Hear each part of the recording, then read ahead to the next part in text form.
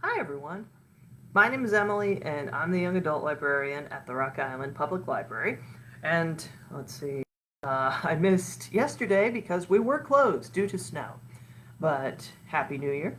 And today I have some books. I was going to do as a recording like when we were closed last Tuesday, so the 2nd.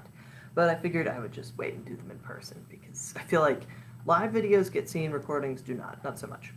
And both of these books are available for Hoopla. This first one is Birding is My Favorite Video Game.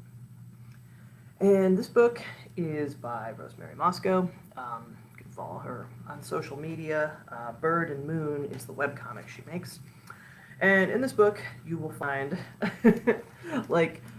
lots of different posts about birds, certainly. And the idea being, it's just, like, going outside and looking at birds is extremely fun. And she breaks down different parts of the bird's anatomy. Not always like the scientific terms, but how you might think of them. And as the book goes on, you'll get lots of different information about different creatures, and including like the skills with projectile vomiting that a turkey vulture has. Also, the glory, in quotes, of the red-tailed hawk. But then you have just all different creatures. So these are like non-mythical beasts that seem mythical. Like, I mean, the giant oarfish is certainly one. There goes, yeah, that was the receipt, not a bookmark, thankfully. So if you've ever played Animal Crossing, this is a fish you might be familiar with. But also, you have a lot of creatures that they don't have names that really, I guess, explain what they are or accurately depict what they are. For example, the mountain goat is not a goat. The electric eel is not an eel. And you've got the cobra. It's not actually a cobra. Technically, the king cobra is not. The maned wolf is not a wolf. The peacock mantis shrimp isn't a peacock or a mantis or a shrimp. The horny toad it's not a toad. The mayfly is active throughout the spring and summer. And the eastern kingbird is a west bird. A more western sort of, I think, yeah, North America, which, I don't know, I think I would like it if there were some sort of, I mean, if you're going to do time travel, you could do worse than to go back in time and insist that people do a better job of naming creatures. Let's either call them by the names given to them by indigenous peoples, or let's not just, I mean, use these dumb, like, inaccurate names is the main thing. So, like, the red-bellied woodpecker, the red-headed woodpecker. Many times these names are misleading. This is urban biology bingo. So you got a couple different bingo cards of creatures you can see even if you live, like, not near a forest. So, if you're thinking of perhaps taking up birding in this new year, a book like this is kind of a fun introduction to the idea of, yes, you can see a lot of different wildlife just in your neighborhood. But also there's fun mnemonics to kind of help you remember different sorts of birds and what to do if you find a songbird out of the nest. And it tells you, like, you know, this flow chart here explains when to intervene and when not to intervene. And it's a fun book. I really like these comics. Any kind of nature comic is good for me. And this one gets into just a wonderfully wide variety of different topics, including the relative sizes of different animals. And I do love the fact that this came up in another book I book talked recently, but the blue whale, I mean, we coexist with this creature right now, and it's bigger than any dinosaur. Like, that's so cool. So, check it out. And in the back, you get literally an index of all the different creatures, bird and otherwise, in this book. So, check that out. Also, well, I guess, yeah, I might not get back to Hoopla again this month, but this week, another book on Hoopla, which is an exciting development in the past year, because there didn't used to be very much manga on Hoopla, and now there is more, much more than there used to be, and this is Fuku Fuku Kitten Tales. And this is a very accessible manga, in part because it's flipped. They don't do this very often anymore, but this is a book that reads like the normal manga orientation is right to left, because that's how Japanese is written.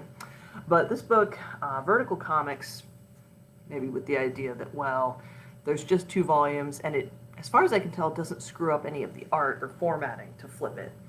And so, in this book, you have, it's just 2 volumes also, but this is by the author of Chi Sweet Home, which is a manga series about a kitten. And hey, this one is too. Like, this is an author famous for a few different cat manga. I think maybe 3 at this point. And in this one, you meet Fuku Fuku. And this is a cat from Chi's Sweet Home.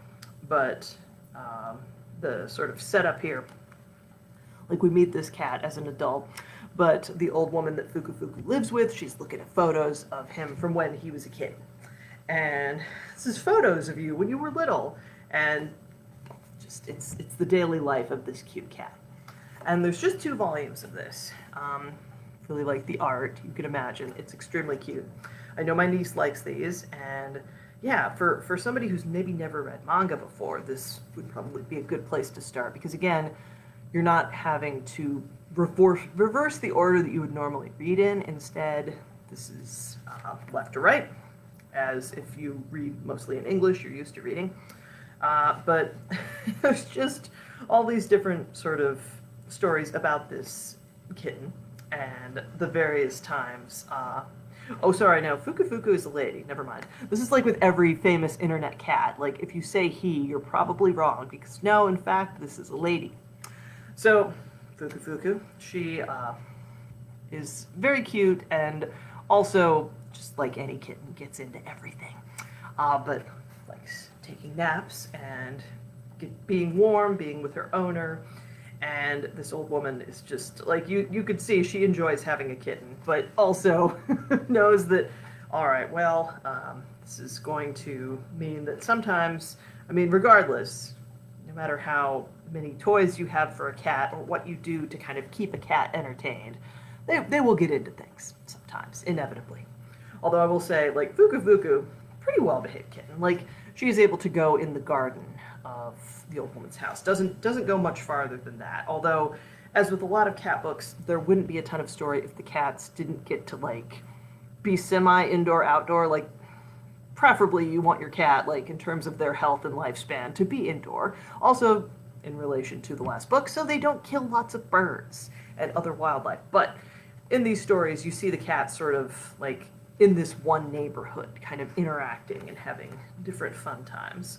And also, like, here's Fuku Fuku, yeah, like, at a festival, just doing different seasonal activities. So there's Halloween chapter, and this one, Fuku Fuku dreams of sort of being an Alice in Wonderland type of character and having some tasty fish, and also has to deal with dogs and just other animals that, this was just a dog that came to visit for an afternoon, so thankfully it was not a long-term problem. But yeah, if you like cats and or want to try manga, check this out this year, or whenever. But again, just 2 volumes here, and I think these are the only 2 books by Konami Kanata on Hoopla, but that's 2 more than there used to be. And again, both of these are available as ebooks through Hoopla, so you can check them out. I will say, as always, with Hoopla, the deal is you can't check out if we've hit our daily borrowing limit, which can happen by this time of day. So if you can't check these out today, try again tomorrow morning. And we should, the limit resets at midnight, so you should be able to check out either morning or early afternoon, or if you're like me, you can just wait up until a little bit after midnight, get whatever title you're looking for then. And thank you for watching. I will see you again next week.